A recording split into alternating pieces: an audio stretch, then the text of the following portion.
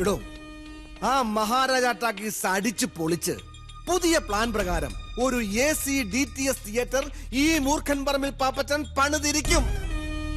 മൂത്രപ്പര വരെ AC ആയിരിക്കും. മൂത്രപ്പുര വരെ AC യോ? എന്താടോ ആളുകൾ തണുത്ത് വിറച്ച് മൂത്രം ഒഴിക്കട്ടോ. ഇപ്പൊ 7ാമത്തെ പ്ലാനാ മാറ്റുന്നത്. അതെന്താ? കാശല്ലേ ഞാൻ അങ്ങോട്ട് എണ്ണി തരുന്നത്. എനിക്ക് തൃപ്തി വരുന്നവരെ ആർക്കി വരച്ചോണ്ടിരിക്കണം. പറ്റില്ല പറഞ്ഞോ ഞാൻ വേറെ ആളെ വെച്ച് വരപ്പിച്ചോളാം. അയ്യോ അതല്ല. ആ വിമലെ 3 അനിയത്തിമാരെയും ആ മഹാരാജ ടാക്കീസിൽ നിന്ന് അടിച്ചോടിച്ച് അവിടെ JCB കൊണ്ട് ഞാൻ ഇടിച്ച് നിരത്തും. അതെന്റെ ഒരു വാശിയാ. ദുർവാശിയാ. ആരോരും ഇല്ലാത്ത 4 പെൺകുട്ടികളുടെ ജീവിത മാർഗം ആ ടാക്കീസ്. അവിടെ തന്നെ നിങ്ങൾക്ക് തിയേറ്റർ പണിയണം. ഈ പഞ്ചായത്തിൽ ഏക്കർ കണക്കിന് സ്ഥലം ഉണ്ടല്ലോ നമുക്ക്. അവിടെ എങ്ങാനും 1ഓ 2ഓ തിയേറ്റർ നിങ്ങളുടെ പ്ലാൻ പ്രകാരം ഉണ്ടാക്കി വാശി തീർത്താ പോരെ. നിനക്കതൊന്നും പറഞ്ഞ മനസ്സിലാകുകയല്ല. എടീ 90ാം വയസ്സിൽ എന്റെ അപ്പാപ്പൻ കർത്താവിൽ അഭയം പ്രാപിച്ചതോടെ ടാക്കീസ് എന്റെ അപ്പന്റെ കയ്യിലായി. പിന്നെ അങ്ങോട്ട് ഓരോന്നായിട്ട് ക്ഷയിക്കാൻ തുടങ്ങി. അവസാനം വിമലയുടെ അപ്പൂപ്പൻ എന്റെ അപ്പന്റെ കയ്യിൽ നിന്ന് നിസാര വിലയ്ക്ക് ടാക്കീസ് അങ്ങ് കൈക്കലാക്കി. ഇന്നിപ്പൊ ഞാനും അമേരിക്കയിലുള്ള എന്റെ അനിയൻ സിബിച്ചനും കൂടെ കഷ്ടപ്പെട്ട് കൈവിട്ടുപോയ പ്രതാപം വീണ്ടെടുത്തപ്പോ എനിക്ക് തോന്നിയൊരു ചെറിയ ആഗ്രഹം, ആ ടാക്കീസ് തിരികെ പിടിക്കണമെന്ന്. അതിനു വേണ്ടി എന്ത് വൃത്തികെട്ട കളിയും ഞാൻ കളിക്കും. എന്റെ മാതാവേ, ഇത് ഞാൻ ചെയ്യുന്ന ഒരു ദുഷ്കർമ്മത്തിലും ഞാനും എന്റെ മക്കളും പങ്കാളികളല്ലേ? മുതലാളി മുതലാളി മുതലാളി എവിടെ പോയി കിടക്കണം? മുതലാളി സോറി. എവിടെ നോക്കിയോടെ വരുന്നത്? ഒന്ന് കോളിംഗ് ബെൽ അടിച്ചൂടെ? രാവിലെ 2 റമ്മ അടിച്ചാ പിന്നെ കോളിംഗ് ബെൽ അടിക്കാൻ തോന്നൂല. മുതലാളി എവിടെ? അകത്ത്. ദൈവമേ, മുതലാളി അകത്തായ? എപ്പോ? എടോ അകത്തെന്ന് പറഞ്ഞ മുറിയിലുണ്ടെന്ന്. ആ ഞാൻ വിചാരിച്ചു മുതലാളി ആ പിള്ളേർക്കൊപ്പം അന്തർലായിന്ന്. ഒന്ന് ഒതുങ്ങിന്നേ. സാർ അങ്ങനെയാണെങ്കിൽ മുതലാളി സംഗതി ഇപ്പൊ പ്രശ്നമായേനെ. എന്താ? നമ്മ മഹാരാജ ടാക്കീസിൽ ബഹളം ഉണ്ടാക്കാനായിട്ട് കുപ്പിയും കാശും കൊടുത്തു വിട്ടില്ലേ ആ കരടി അജയനെ കൂട്ടരെ, അവരെ പോലീസ് പൊക്കിന്ന്. ആർക്ക് വിട്ടോ? ബാക്കി കാര്യം നമുക്ക് നാളെ ഡിസ്കസ്. Okay okay. ആരെങ്കിലും നിൽക്കുമ്പോഴാണ് നിങ്ങളുടെ കാര്യം വിളിച്ചു പോകുന്നത്. അയാൾ എന്ത് വിചാരിച്ചു കാണും? ഞാൻ പോയി ചോദിച്ചിട്ട് വരട്ടെ അയാളെന്ത് വിചാരിച്ചാണോ? മണ്ടൻ. ഞാനാ മണ്ടനാ? ഭാഗ്യത്തിന് മുതലാളിയുടെ പേര് അവർ എസ്ഐയോട് പറഞ്ഞില്ല. രക്ഷപ്പെട്ടു. നല്ല ഗുരുത്വമുള്ള പിള്ളേരാ. അപ്പൊ എന്നെ സമ്മതിച്ചാ? ഇനി ഒന്നേ, നീ വേഗം ഒരു കാര്യം ചെയ്യ, നമ്മുടെ വക്കീലിനെ വിളിച്ച് പിള്ളേരെ ഇറക്കാൻ വേണ്ടി ഏർപ്പാടൊക്കെ ചെയ്യ. Okay okay. അല്ല മുതലാളി, ആ വിമലക്കെട്ടൊരു വേല വെക്കാൻ ഇത്രയും നാളായിട്ട് കാശും ആളെ ഇറക്കിയിട്ട് ഒന്നാട് ഏക്കണില്ലല്ല. നീ കണ്ടോ? അവസാനത്തെ ബോംബ് പൊട്ടുന്നവരെ ഞാൻ കളിക്കും. എന്നാ പിന്നെ അവസാനത്തെ ബോംബ് ആദ്യം പൊട്ടിച്ചൂടി? അതൊക്കെ ഞാൻ പൊട്ടിച്ചോളാം. അവിടെ ഷോ തുടങ്ങാൻ സമയമായി. നീ ചെല്ല്. ഓ നേരെ ഇന്ന് വെള്ളിയാഴ്ചയാണല്ലോ. ഇന്ന് അവിടെ ചിലതൊക്കെ സംഭവിക്കും. ആ മുതലാളി, കടയിൽ സാധനങ്ങളൊക്കെ തീർന്നുപോയി. ആ കേശവന്റെ കടയിൽ നിന്ന് മേടിച്ചോടാ. കേശവന്റെ കട എന്നാലും കാശായിട്ട് തരില്ല.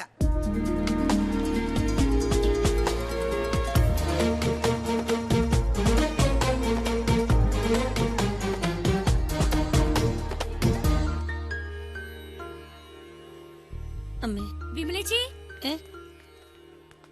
ചേച്ചി ടിക്കറ്റ് ഇപ്പൊ കൊടുക്കണോ? പിന്നെ മണി 3 കഴിഞ്ഞില്ലേ? ആ കറക്കണ കുന്ത്രാണ് എനിക്കൊന്ന് പഠിപ്പിച്ചിടാൻ പറഞ്ഞപ്പോ ചേച്ചി കേട്ടില്ലല്ലോ. അതിനാ സ്വാമിനാഥൻ സമ്മതിക്കണ്ടേ? എന്നാ സ്വാമിനാഥൻ പണി പറ്റിച്ചു. ഷോ അവൻ ഇനിയും വന്നില്ലേ?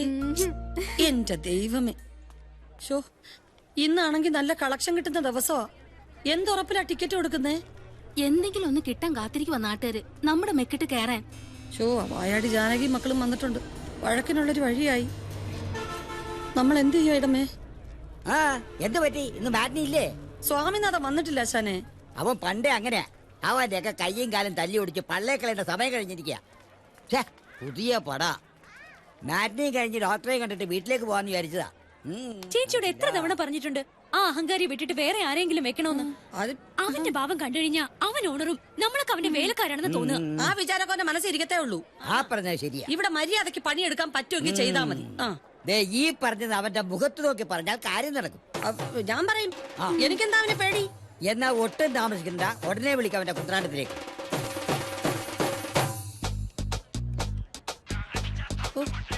പണ്ടാരക്കാരൻ ഇവൻ എടുക്കുന്നില്ലല്ലോ. ബെല്ലടിക്കുന്നുണ്ട്. ഒന്ന് മാറിക്ക, കാരണം ചാകാറായല്ലോ. ഹലോ ഹലോ, എന്താ നീ ഫോൺ എടുക്കാത്ത? ഇവിടെ ഒരു രക്ഷയില്ല, ഭയങ്കര തിരക്കാ. മതി മതി മതി, 2:30 തുടങ്ങേണ്ടതാ. ഇപ്പൊ മണി 3 കഴിഞ്ഞു. ഇവിടെ 3 മണിയായി. 3 മണിക്കുള്ള ഷോ 3:30 ആയെന്നോർത്തപ്പോ ആകാശം ഒന്നും ഇടിഞ്ഞു വീടില്ലല്ലോ. സിനിമാ തിയേറ്റർ അല്ലേ, ഓപ്പറേഷൻ തിയേറ്റർ ഒന്നും അല്ലല്ലോ. ഈ സിനിമാ താരങ്ങളൊന്നും ഫിലിമിൽ നിന്ന് ഇറങ്ങി ഓടുവൊന്നുമില്ലല്ലോ. ഈ ചേച്ചി പറയുന്ന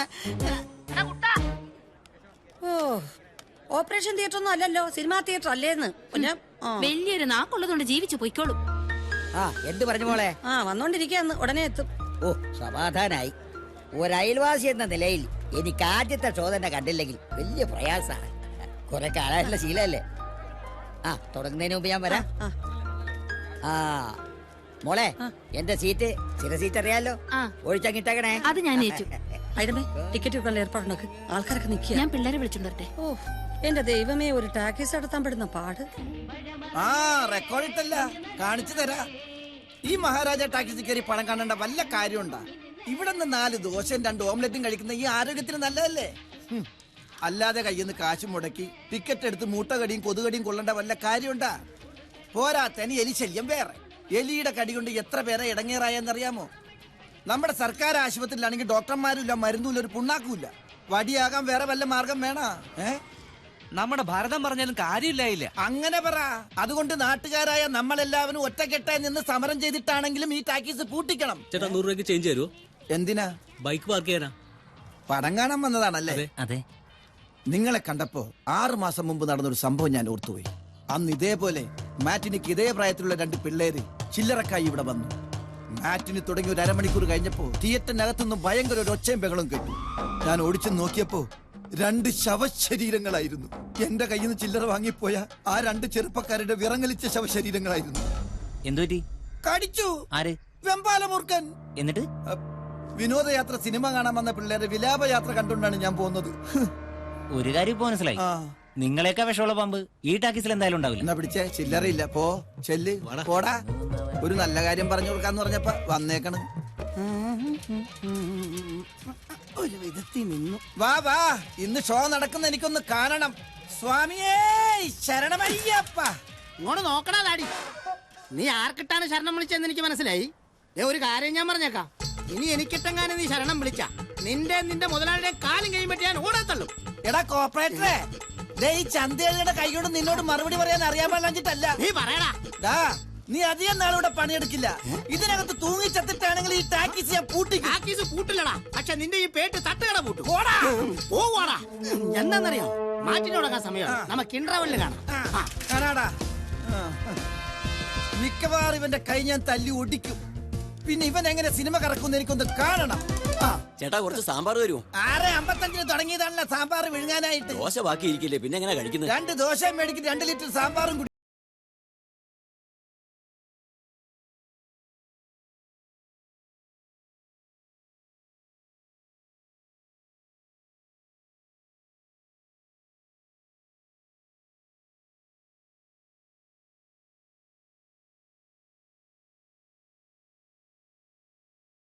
നീ പോ. ഒരു ടിക്കറ്റ്. പടം തുടങ്ങിയോ? ഇപ്പൊ തുടങ്ങും.